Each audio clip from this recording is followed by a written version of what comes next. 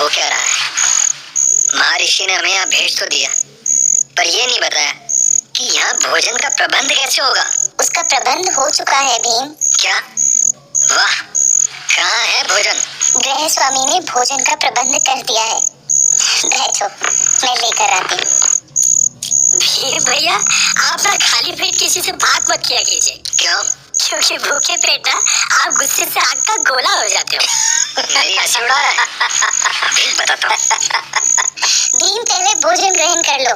लो, फिर शांति से किसी को कुछ बताना। हाँ। आज तो भोजन मिल गया माँ, पर कल से क्या होगा? भिक्षा मांगेंगे और क्या। मैं भोजन के लिए जीवन भर भिक्षा मांग सकता हूँ भैया, पर उस दुर्योधन को भुला दूं, ये नहीं हो सकता। पर भैया भीम, ये नगर हमारे लिए नया है, कहाँ जाएंगे? किससे भिक्षा मांगेंगे? किससे? तुम मेरा नकुल अब भिक्षुक बन ही गए हैं, तो जो सामने आ गया उसके सामने हाथ फैला देंगे। पर हमें स्वयंवर की सूचना देगा कौन? यहाँ तो हमारा कोई परिचित भी नहीं है। परिचय की आवश्यकता है भी नहीं। महर्षि ने कहा है कि अभी हमें अपनी पहचान छिपा कर रखनी है। और यदि स्वयं वासुदेव सामने पड़ गए तो? उन्हें भी अपना परिचय नहीं देना है। गोविंद, रुकिए गोविंद। गोविंद, उधर तुम इतनी रात्रि में? हाँ गोविंद, आपसे एकांत में ही मिलना चाहता था। अच्छा बताओ, क्या हुआ? कोई विशेष सूचना? हाँ, सूचना है कि जरासंध स्वयंवर में पांचाल कुमारी का हरण करेगा। उद्धव, उस विषय में अब तुम मत सोचो, तुम केवल पांडवों के संबंध में सोचो। अभी तक उनकी कोई सूचना नहीं मिली है।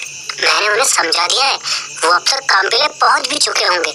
यदि नहीं पहुंचे तो हमारी योजना धरी की धरी रह जाएगी। तो हमें क्या करना चाहिए? देखो उद्धव, हमें हर परिस्थिति के लिए तैयार रहना चाहिए। ये भी हो सकता है कि दुर्योधन स्वयंवर में विजयी हो जाए। मुझ पे संदेह? आप भी ना क्या क्या सोचने लगते हैं मामा। पूरे आर्यवर्त में मुझसे बड़ा योद्धा है कौन जो पांचाली को जीत सकेगा?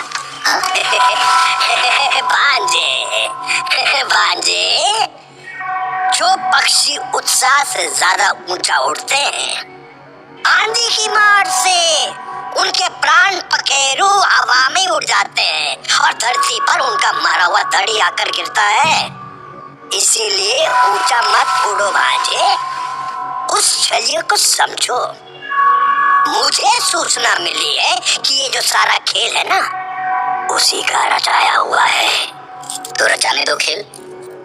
स्वयंवर में पराक्रम की ही तो परीक्षा होनी है ना। तो मित्र दुर्योधन के पराक्रम के सामने कोई नहीं ठहरेगा।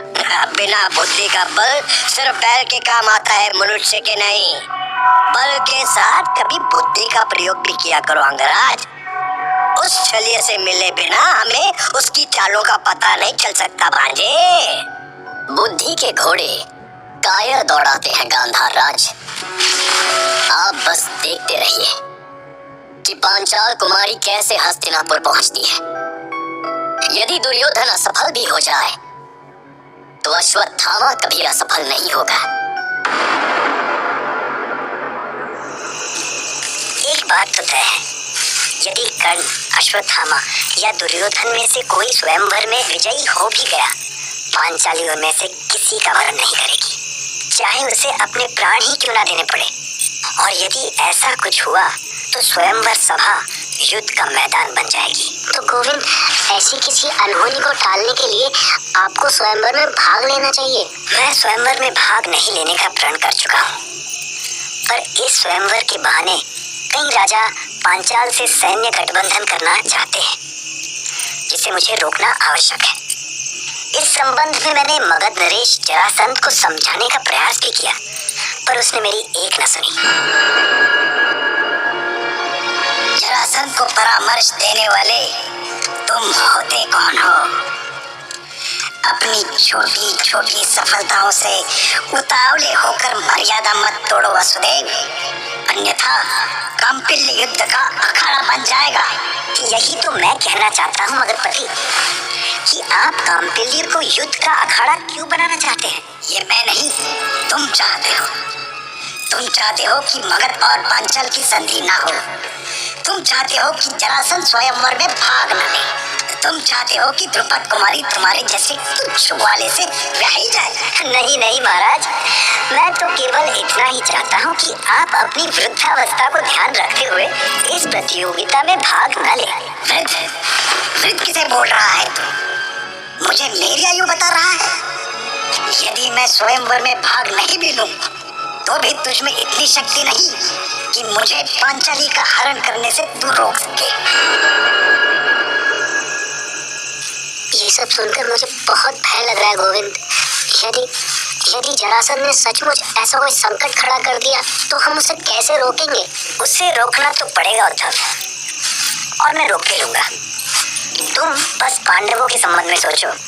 यदि वो स्वयंवर में नहीं पहुंचे तो मैं भी कुछ नहीं कर पाऊंगा।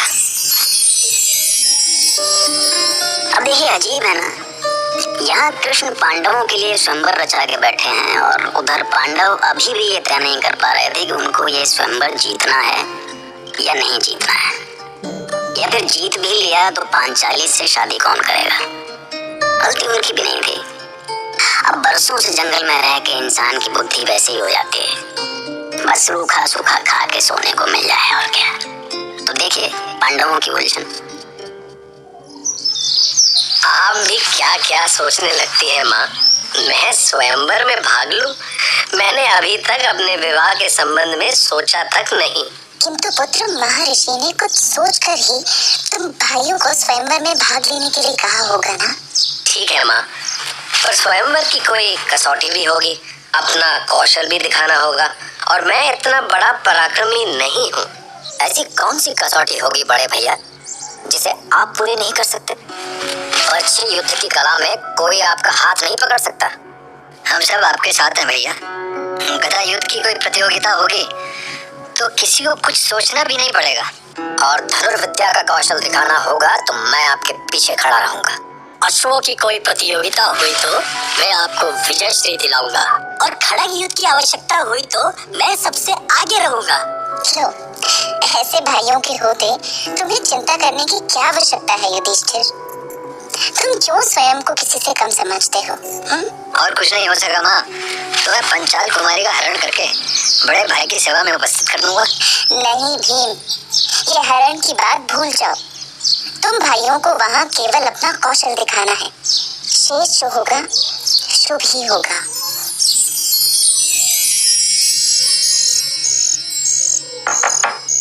कौन? धीरे बोलिए गोविंद, मैं नहीं चाहती कि किसी को सूचना मिले कि मैं आपसे एकांत में मिलने आई हूँ। पांचाली, तुम इतनी रात्रि में यहाँ मेरे पास, तुम्हें ऐसी क्या आवश्यकता पड़ गई? मैं अपने कुछ प्रश्नों के उत्तर चाहती हूँ गोविंद। ठीक है, बैठो। अब पूछो, क्या पूछना चाहती हो? आप ही ने पिताजी से मेरे स्वयंवर के बारे में कहा। आपने ही आर्यवर्त के सारे राजाओं को आमंत्रित करने का परामर्श दिया। स्वयंवर की कसौटी भी आप ही ने तैयार की। इस सब के बाद आप चाहते क्या हैं? मैं क्या चाहता हूँ? तुम्हारा विवाह। क्या तुम विवाह नहीं करना चाहती? आपने ये जो चक्रव्यूह रचा है माधव, उसमें मैं फंस गई हूँ। मैं उससे निकलना चाहकर भी उससे निकल नहीं पा रही। अपने स्वयंवर को तुम चक्रव्यूह कह रही हो? इसलिए कि आप मुझसे विवाह करेंगे नहीं, और आर्यवर्त का कोई भी राजा आपके समान है नहीं।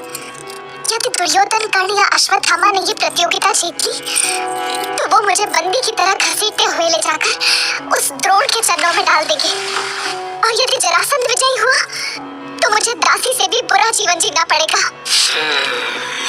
तुम्हारा ये भय अनुचित नहीं है पांचाली। ऐसी संभावनाएं बन भी सकती है।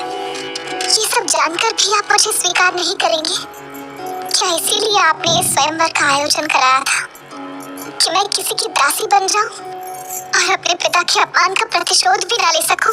और कुछ कहना है तुम्हें? बस यही कि जैसे आपने गोपियों के साथ छल किया, वही सब मेरे साथ भी क्यों करना चाहते हैं? क्यों गोविंद, क्यों ऐसा क्यों करना चाहते हैं आप मेरे साथ? मेरी किस भूल का दंड दे रहे हैं आप मुझे? ऐसी कठोर मत बनो पांचाल कुमारी। कोई पुरुष यदि मेरी निंदा करता है तो मैं उस पर ध्यान नहीं देता, क्योंकि पुरुष हृदय से नहीं मस्तक से सोचते हैं। किंतु किसी स्त्री का व्यंग मुझे बहुत चोट पहुंचाता है, विशेषकर तब जब वो स्त्री मेरी प्रिय सखा पांचाली हो।